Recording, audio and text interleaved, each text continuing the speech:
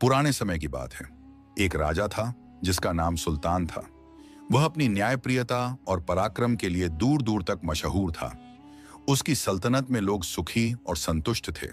बाजारों में चहल पहल रहती थी और महल के दरवाजे हमेशा प्रजा के लिए खुले रहते थे। एक दिन राजा अपने वजीर और कुछ सिपाहियों के साथ शिकार पर निकल पड़ा। सुल्तान को शिकार का बड़ा शौक था और उसका वजीर हमेशा उसके साथ रहता था। जब वे घने जंगल में पहुंचे तो सुल्तान ने एक नया नियम बनाया। उसने कहा, जो सबसे पहले हिरण को देखेगा वही शिकार करेगा, बाकी सभी आराम करेंगे। इस घोषणा से सभी में उत्साह भर गया। हर कोई चाहता था कि वह पहला हो जो हिरण को देखे, ताकि शिकार करने का मौका मिले और राजा की नजरों में खास बन जाए। तभी सुल्तान की नजर एक तेज दौड़ते हुए हिरण पर पड़ी। उसने तुरंत वजीर से कहा, अब तुम सब आराम करो, ये मेरा शिकार होगा। इतना कहकर सुल्तान ने घोड़े को एड़ लगाई और तेज रफ्तार से हिरण के पीछे दौड़ पड़ा। हिरण फुर्ती से छलांगे मारता भाग रहा था और राजा पूरे जोश के साथ उसका पीछा कर रहा था। जंगल की हरियाली पीछे छूटती गई और पीछा करते करते सुल्तान एक सुनसान रेगिस्तान में जा पहुंचा। यह इलाका बहुत ही अजीब और वीरान था। दूर दूर तक सिर्फ तपती रेत दिखाई दे रही थी। गर्म हवा के थपेड़े और सूरज की तेज किरणें शरीर को झुलसा रही थीं। हिरण अब कहीं नजर नहीं आ रहा था, जैसे वह गायब हो गया हो। लंबी दौड़ के बाद अब सुल्तान और उसका घोड़ा दोनों बेहद थक चुके थे और प्यास से बेहाल थे। लेकिन चारों ओर न पानी का कोई स्रोत था, न नदी, न तालाब, न कुआं, बस तपता हुआ रेत का समंदर फैला था। राजा सुल्तान ने चारों ओर देखा और हैरानी से सोचा, यह कौन सी जगह है? मैं कहां आ गया हूं? हिरण आखिर कहां चला गया? और सबसे अहम बात, पानी कहां मिलेगा? धीरे धीरे उसे यह एहसास होने लगा कि शायद वह किसी अजूबे इम्तिहान में फंस चुका है। गर्मी से बेहाल और प्यास के मारे बेकाबू उसने पानी की तलाश शुरू की। उसने अपने घोड़े की पीठ पर प्यार से हाथ फेरा और धीमी आवाज में कहा, चलो दोस्त, अभी हार नहीं मानी जाती। घोड़ा भी थका हुआ था, लेकिन अपने मालिक की तरह वह भी उम्मीद का साथ नहीं छोड़ रहा था। दोनों तपती रेत पर एक कदम आगे और फिर एक कदम और बढ़ाते गए। काफी देर तक चलने के बाद अचानक सुल्तान की नजर दूर एक चमकती हुई जगह पर पड़ी। पहली नजर में तो उसे भ्रम हुआ, लेकिन फिर महसूस किया कि वह तो एक साफ ठंडा पानी का झरना था। रेत के समंदर में यह झरना किसी ख्वाब की तरह लग रहा था। सुल्तान की आंखों में चमक आ गई। उसने घोड़े को हौले से एड़ लगाई और दोनों तेजी से उस ओर बढ़ने लगे।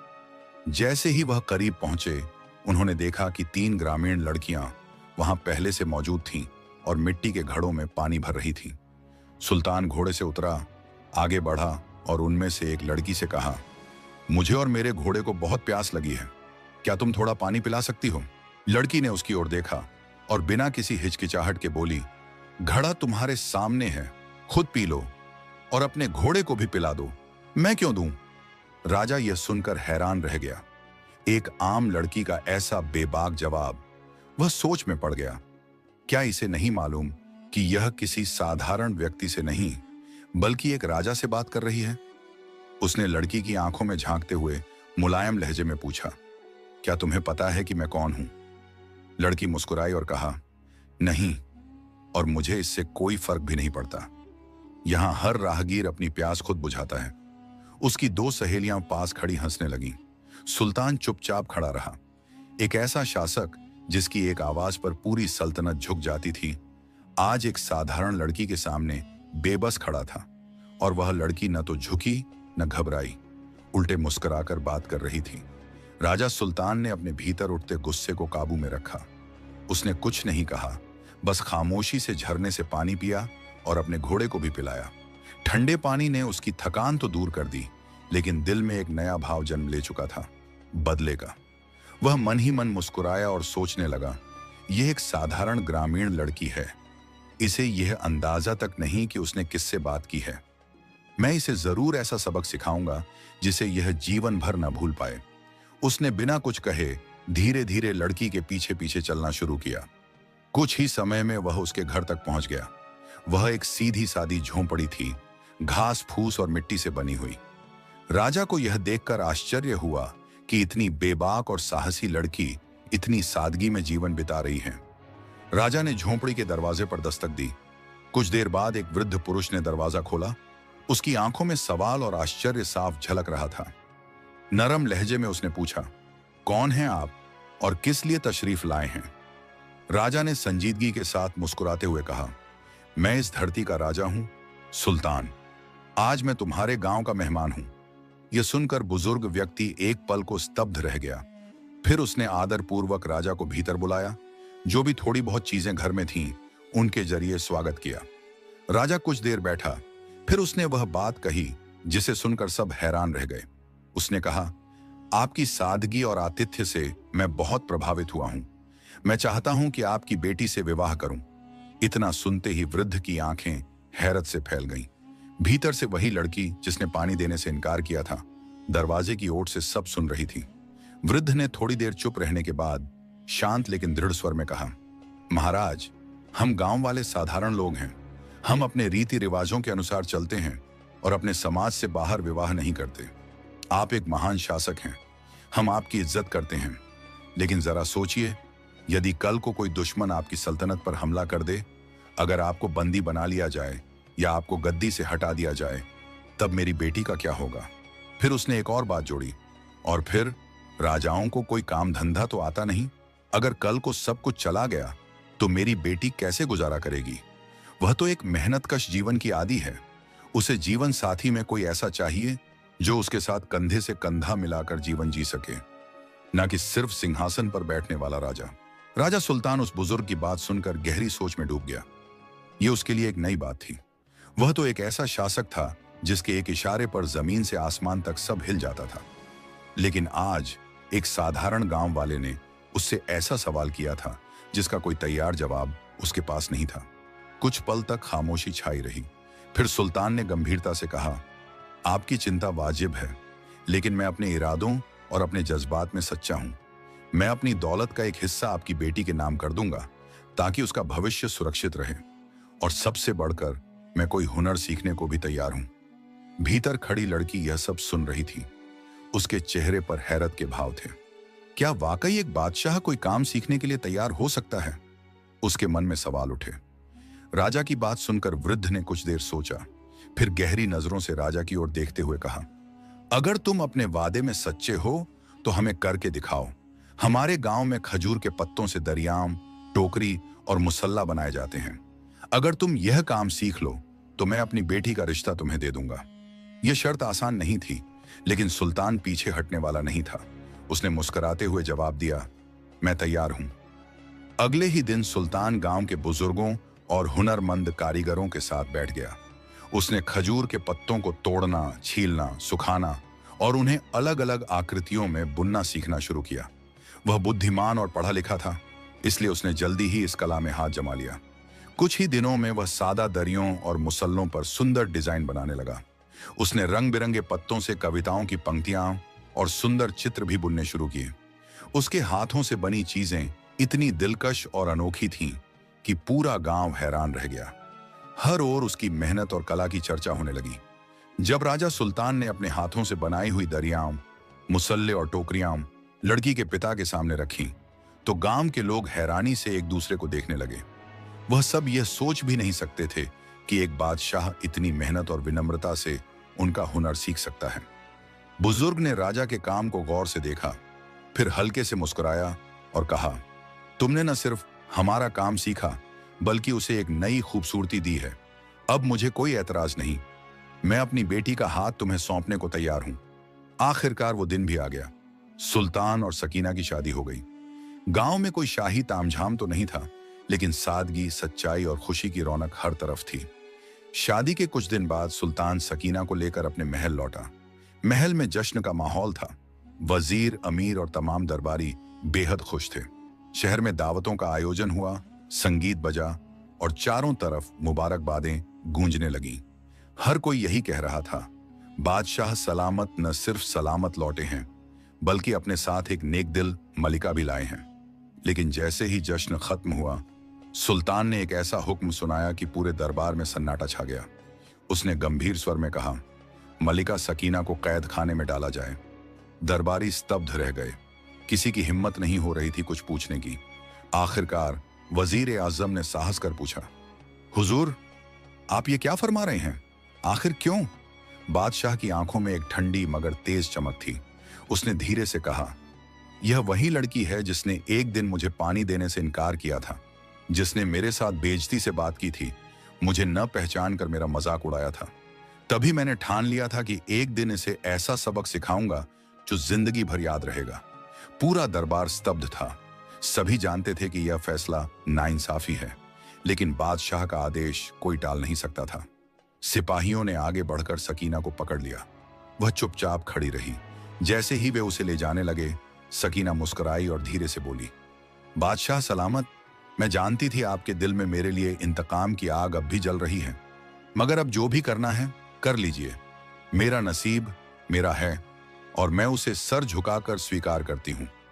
इसके बाद उसे महल के अंधेरे कैद खाने में ले जाया गया, एक ऐसी जगह जहां न रोशनी थी न हवा, सिर्फ पत्थर की दीवारें और सन्नाटा।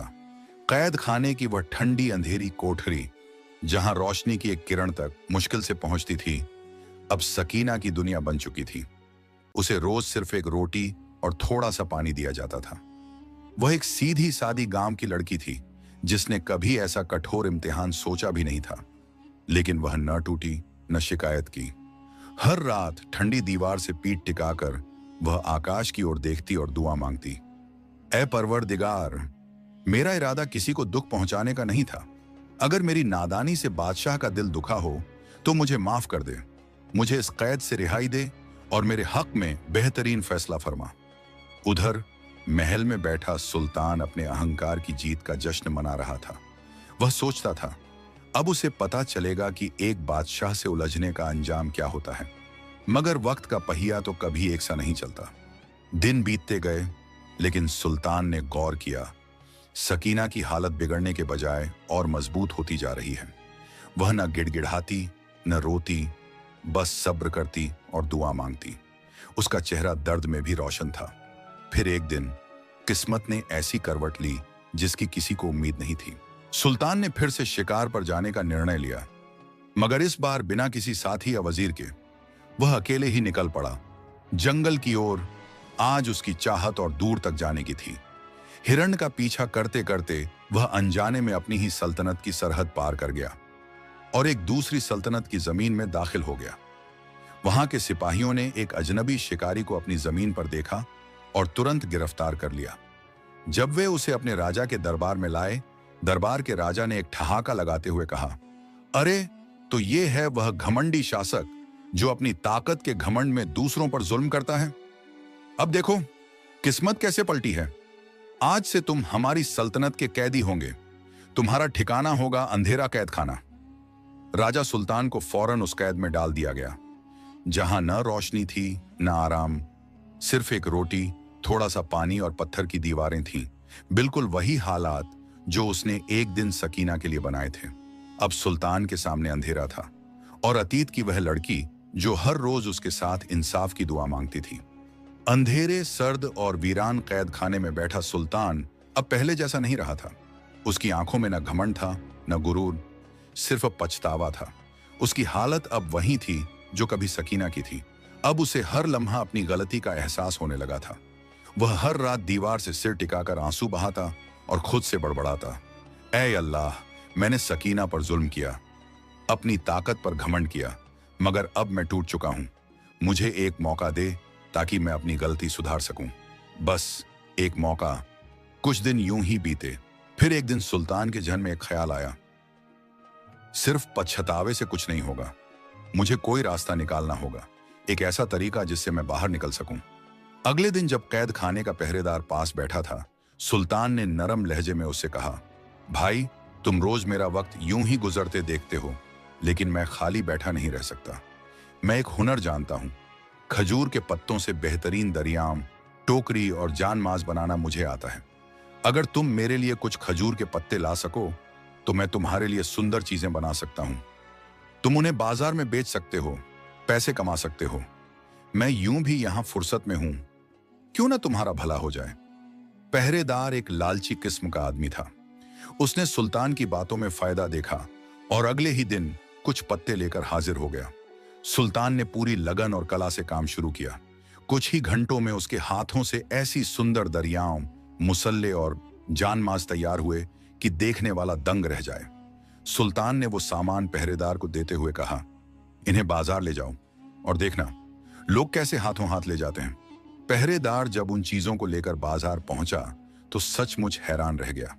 लोगों ने बिना एक पल गंवाए सारी चीजें खरीद लीं। उसकी जेब में पैसे ही पैसे आ गए।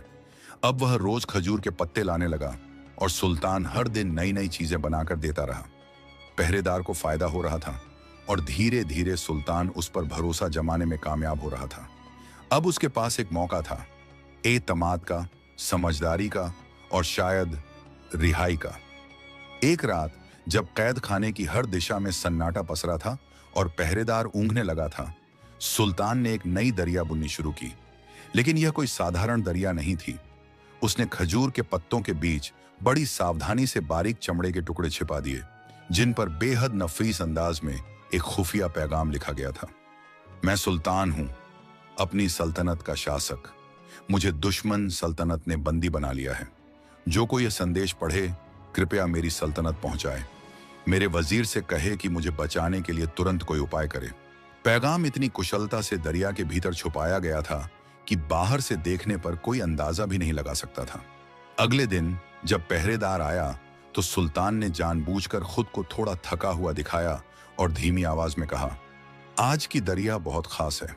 मैंने इस पर बड़ी मेहनत की है। अगर तुम इसे किसी अमीर आदमी को बेचो तो अच्छा खासा मुनाफा होगा।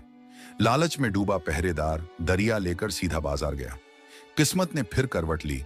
वह दरिया एक ऐसे अमीर मुसाफिर ने खरीद ली जो उसी सल्तनत से आया था जहां सुल्तान का राज चलता था। जब वह मुसाफिर अपने ठिकाने पर पहुंचा और दरिया खोलने लगा तो उसे कुछ असामान्य सा महसूस हुआ। उसने गौर से देखा और तभी उसका हाथ उस छुपे हुए चमड़े के टुकड़े तक पहुंच गया। उसने पैगाम पढ़ा और जैसे ही सच्चाई समझ आई, वह घोड़े पर सवार होकर सीधा सुल्तान की सल्तनत की ओर रवाना हो गया। कुछ ही दिन बाद वह दरबार में था। उसने वजीर आजम को वह खुफिया पैगाम सौंपा। जैसे ही सुल्तान का संदेश वजीर तक पहुंचा, पूरे दरबार में हलचल मच गई। हर कोई स्तब्ध रह गया। तो यह सच्चाई थी, हमारे बादशाह को एक दुश्मन सल्तनत ने गिरफ्तार कर लिया है। वजीरों ने आपस में सलाह मशविरा किया। वे जानते थे कि अगर सीधा युद्ध किया गया तो भारी नुकसान हो सकता है और दुश्मन गुस्से में सुल्तान को नुकसान पहुंचा सकते हैं। इसीलिए उन्होंने एक चालाक और सूझबूझ भरी रणनीति अपनाने का फैसला किया। दरबार में सन्नाटा छाया हुआ था। सभी वजीर सोच में डूबे हुए थे कि अब क्या किया जाए। तभी बादशाह सुल्तान का सबसे बुद्धिमान वजीर कमालुद्दीन आगे बढ़ा। उसने नर्म मगर आत्मविश्वास भरी आवाज में कहा, हम युद्ध नहीं करेंगे, बल्कि दुश्मन सल्तनत के राजा से ऐसी चालाकी से बात करेंगे कि वह स्वयं हमारे बादशाह को रिहा कर देगा। सबने हैरत से उसकी ओर देखा। फौरन ही सल्तनत के सबसे अनुभवी और चतुर राजदूत को चुना गया। एक ऐसा इंसान जो बातचीत, राजनीति और कूटनीति में माहिर था। उसे बेहतरीन वस्त्र पहनाए गए, हाथों में कीमती तोहफे दिए गए और सम्मानपूर्वक रवाना किया गया। वह राजदूत सीधा दुश्मन सल्तनत के दरबार में पहुंचा। वहां के बादशाह के सामने झुककर आदाब किया और शांतिपूर्ण स्वर में बोला, आलिजाह, हम जंग नहीं चाहते। हम आपसे एक प्रस्ताव लाए हैं। बादशाह सुल्तान को कैद में रखना आपके लिए भी हानिकारक हो सकता है। दुश्मन सल्तनत का बादशाह चौंक गया। कैसे? उसने पूछा। राजदूत ने मुस्कुराकर कहा, बादशाह सुल्तान की सल्तनत में व्यापार के कई महत्वपूर्ण रास्ते हैं जिनका लाभ आपकी सल्तनत के व्यापारी भी वर्षों से उठाते रहे हैं। अगर सुल्तान रिहा कर दिए जाएं तो हम आपसे स्थायी व्यापार संधि कर सकते हैं, जिससे दोनों सल्तनत को आर्थिक लाभ होगा और शांति बनी रहेगी। दूसरे सल्तनत का बादशाह सोच में पड़ गया। वह समझ चुका था कि अगर वह सुल्तान को कैद में रखेगा तो न केवल व्यापारिक रिश्ते टूटेंगे, बल्कि भविष्य में युद्ध भी हो सकता है। उसे व्यापार का प्रस्ताव अधिक लाभकारी लगा। थोड़ी देर सोचने के बाद उसने आदेश दिया, बादशाह सुल्तान को फौरन रिहा किया जाए। जब कैद खाने के दरवाजे खुले और सुल्तान को बाहर निकाला गया तो उसके चेहरे पर हैरत के भाव थे। यह कैसे मुमकिन हुआ? वह बड़बड़ाया। उसने सोचा, जिस कैद से मैं खुद को कभी आजाद होता नहीं देख रहा था, वहां से अचानक रिहा कैसे हो गया? जब सुल्तान को बताया गया कि उसके वजीर ने लड़ाई के बजाय सूझबूझ से काम लेकर उसकी रिहाई करवाई तो वह हैरान भी हुआ और दिल से शुक्रगुजार भी। वह वापस अपने महल पहुंचा, जहां उसका पूरे सम्मान और धूमधाम के साथ स्वागत किया गया। मगर अब वह वही सुल्तान नहीं था, वह बदल चुका था। जैसे ही उसे फुर्सत मिली, वह सीधे महल की सबसे गहरी और अंधेरी कैद खाने की ओर गया, वहीं जहां सकीना को कैद किया गया था। उसने खुद दरवाजा खोला। सामने वहीं सकीना खड़ी थी, थकी हुई मगर अब भी सब्र और रोशनी से भरी। सुल्तान की आंखें भर आईं। उसने सकीना की ओर देखा और नम्र स्वर में कहा, सकीना, मैंने तुम पर बहुत बड़ा जुल्म किया। आज मुझे एहसास हुआ कि गलतियां मेरी थीं, तुम्हारा नहीं। मुझे माफ कर दो। सकीना कुछ नहीं बोली। उसकी आंखों में भी आंसू थे, मगर वह आंसू नफरत के नहीं, राहत और इंसाफ के थे। उस दिन सुल्तान ने सिर्फ माफी नहीं मांगी, बल्कि सकीना को रिहा किया और उसे महल की सबसे सम्मानित स्त्री, मुख्य सलाहकारा न का दर्जा दे दिया। सकीना अब सिर्फ मलिका नहीं थी, वह बादशाह के साथ मिलकर सल्तनत में इंसाफ, हुनर और शिक्षा के लिए काम करने लगी। अब वही सुल्तान जो कभी अपने घमंड में डूबा हुआ था, वह अब लोगों के लिए एक दानी, रहमदिल और बुद्धिमान शासक बन गया था। सल्तनत में अब कानून का राज था, कला और हुनर की कद्र थी और हर गरीब, अमीर औरत, मर्द को बराबरी का दर्जा मिलने लगा। ये कहानी आपको कैसी लगी कमेंट करके अपनी राय जरूर दें। उम्मीद है ये कहानी आपको बहुत पसंद आई होगी। यदि वीडियो पसंद आई हो, वीडियो को लाइक और चैनल को सब्सक्राइब जरूर करना।